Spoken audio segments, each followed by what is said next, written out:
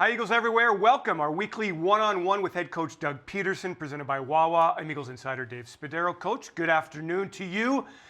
We are talking just after your media scrum, and it's interesting. You got grilled, and are you going to replace Carson? Are you going to do this? What's wrong with this? And your approach is a very positive approach. Can you kind of go into detail why you feel the way you do right now about this football team? Because we're first place in the NFC East. We've won two straight division games. We got a chance to really improve this week during the bye. We get some guys rested up and healthy, and even some guys that have been injured and missed a couple of weeks. Hopefully a chance to come back, in a week here and help us play. And I see so much good with the amount of young players and young guys that are playing who are getting valuable reps. I just see the positive in everything. And listen, we know we have to get better, Dave. We've got to get better as an offense. I think the defense is playing really well and playing good and keeping us in these football games. And quite honestly, if they give us a chance late in the game in the fourth quarter to make plays, our guys are gutsy enough to eke out a win. And that's what it takes in this league. And bottom line is find a way to win, and we've been able to do here the last couple of weeks. This team started 0-2, then you tied Cincinnati. Since then, the Eagles are 3-2, tough losses in Pittsburgh and against Baltimore. So what does this 5-game stretch say to you? It shows us that I think we can play with any team in the league. Really, you go back to the San Francisco game with, they were in the Super Bowl the year before. You come back to Pittsburgh and you go toe-to-toe with one of the top teams in the NFL. They're still undefeated, obviously, in the NFL. And then you play Baltimore at home, and again, another tremendous defense, high-powered offense, and you go toe-to-toe down to the wire with the guys that we have playing, and we battle right to the end. And you're not at full strength. And it just gives you encouragement moving forward that we can continue to coach, we can continue to work.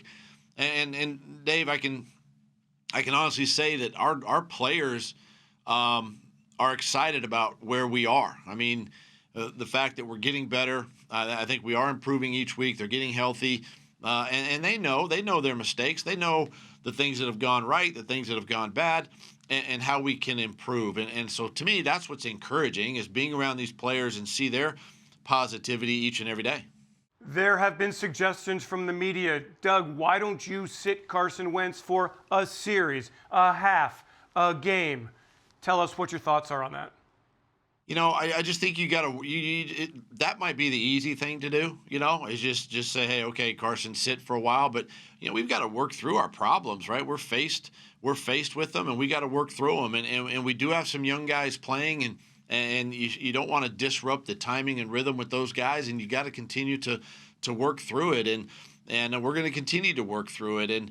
And Carson understands, as the leader of this team, that he's got to do better protecting the football, and we know that, and we can't put our defense on a short field all the time, and we've got to do better on fourth down, and I've got to put our team in a better play call situation possibly on fourth down and things of that nature. So it's not the knee-jerk reaction to just yank your quarterback and put him on the sideline and have him watch. We're going to work through it. We're going to grind through it and get better. You really believe when you get Miles back and you get Zach back and Lane's healthy, this offense is going to more closely resemble what you thought it would be when you put all these pieces together? Am I correct? I believe that. I believe that we can be that type of offense, and then you sprinkle in the young guys that have been playing. You're giving yourself an opportunity here down the stretch, and that's all we can ask for. So yeah, I do believe that we can improve when we get these guys back. How much have the injuries, Doug, altered what your play calling is or your approach is, from the time in September to now? I mean, has it changed a lot during the course of these first 8 weeks? I don't think it's really changed the play calling as much as it's just the lack of continuity with so many, offensive line pieces changing each week. And now, the tight end situations, and we've had some running back situations, so there's been a lot of moving parts, and I still want to maintain my aggressiveness as a play caller and all of that. But at the same time, with all the moving pieces around Carson, you got to be a little bit more careful with that. And you just somehow have got to get some continuity with the guys you got. And I do believe that that's slowly starting to come, the more these guys play. What do you feel really good about on this football team right now? Well, I think about the defense, and I think about where they are, and really the last couple of weeks, really playing well, and it was really good to see a defensive score against the Cowboys, and that's something that we talk about, is trying to win the turnover battle each week, and then of course scoring on defense and scoring on special teams. Special teams has been very consistent as far as our coverage units go, and that's something that has been a bright spot. And then even some of our young receivers, Travis Fulgham has really emerged for us, and Boston Scott here the last couple of weeks has really emerged, and Jordan Mailata is getting better each and every week, and every snap he takes. 'Cause just remember, football is relatively new to him, and so he's getting better each week. So there is a lot of positive, coming out of these first 8 weeks, and probably the biggest one is the fact that we're still, a game and a half right now on top of the NFC East. Tell me about Jordan a little bit. When you've watched him over the last several weeks here, I mean, what are you seeing? Where can he go? What kind of player is he? Well, I think if you go back to his first year, you go back to his second year. I know he's been injured a little bit his first couple of seasons, but I think we could honestly say that he couldn't play left tackle and then switch over and play right tackle the next week. I just don't think you could have done that to him or to the team. But now you're seeing the fact that he's very capable of handling the left side and then going over to the right side the next week and really just plugging in and playing. He's getting so much better with his technique, with his hands, understanding the offense. So it really gives you confidence with him that he can play both sides of the ball, and just improving incrementally, but he has shown improvement each week, and that's encouraging. You mentioned Travis Fulgham.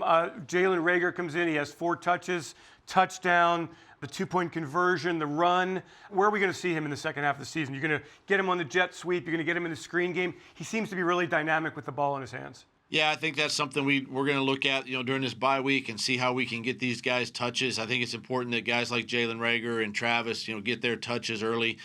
Dallas Goedert, when we get Zach back. Miles Sanders is another one. And, you talk about all those guys, but you got one football to spread around, and yet you want to give each one, 3 or 4 targets a game and see what they can do.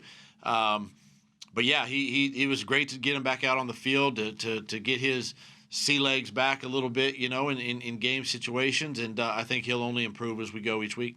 Doug, I asked you what you liked about the team. Where do you see areas that you really would like to improve over the next 8 games? Well, the glaring one is ball security. We got to make sure we take care of the football as an offense. That's probably the biggest thing.